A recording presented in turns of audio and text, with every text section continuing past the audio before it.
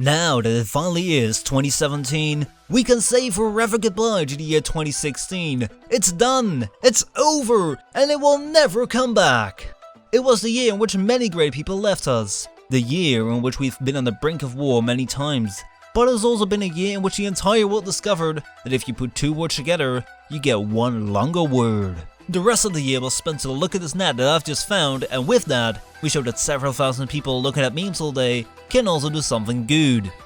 But what was the year like for us, Tenno? How did Warframe fare in 2016? What were the moments in which we almost jumped out of our chairs from excitement? And when did we stare at the screen and simply went, "No, God! No, God, please, no! No! No! No!" Well, it's time to find out, because this is Warframe in 2016. We start with the winter season, when the entire community was still captivated by the amazing second dream. For the first time, Warframe really mattered, and we saw a great increase in our player base. We laughed and cried tears of joy, whilst others cried as they saw a side of the game they'd never hoped to see. However, the second dream was of such amazing quality, things could only get better. We were promised defense, a new cinematic quest, and a lot more improvements. So we all knew, it could only go wrong. Hello there, Barrow. What do you have in store for us today? Barrow had been a bit disappointing to the end of 2015. He didn't bring all new items like when he was released, and people were anxious to spend their ducats. And then this came along. 2 Prime Bane mods. It sparked great discussions on whether damage mods were better than these, and the community was split into whether they had to take these mods to be happy, or leave them be and rage with anger. Everyone hoped that the next week would be better, but with insulting prices for boosters and a potato, and another Prime Bane mod, the end seemed near for Barrow. The E decided to take him out of commission, and it was only weeks later that we finally saw him back.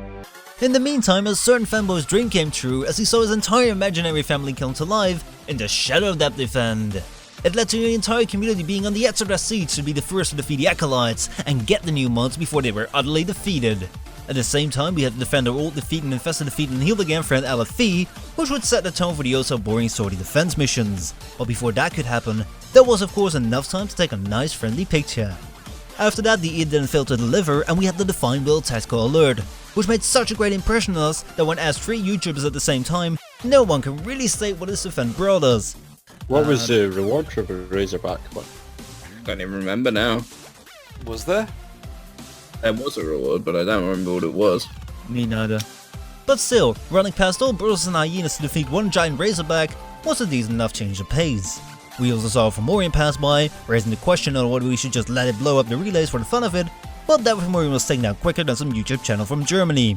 Then the spring season came along, and it was time for Barrow to redeem himself, to open himself up to us. So for the very first time ever, and for a mere 200 ducats, we will be able to see his own personal quest along with the new and Nidus Warframe.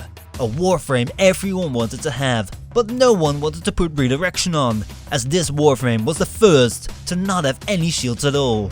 It brought us a new type of gameplay and opened up Warframe quests that wouldn't only explore the lore behind the Warframe, but also expand on other in-game characters. At the same time, the 1000 cuts tactical alert passed by, only to be forgotten by the introduction of Reform. The long-awaited rework of Kayla the Famed was introduced, which had only taken a small amount of time of about 5 centuries to complete. We were able to experience all the horribleness of PvP without actually PvPing, as millions of grenades were slaughtered until we finally were able to lay a hand on Kayla the Famed herself. But after all, it was a new mission mode, which was a great new addition to the game. To show off how great the game was, 4 slightly insane people took it upon themselves to go out and do a stunning of 5 hours, 22 minutes, and 41 seconds in a Tower 4 survival. This was something that had never been done before. It was amazing, and it was great, and it marked the end of an era. Wait, did I misspell beginning? No, wait, it really was the end. Because the summer season was about to begin.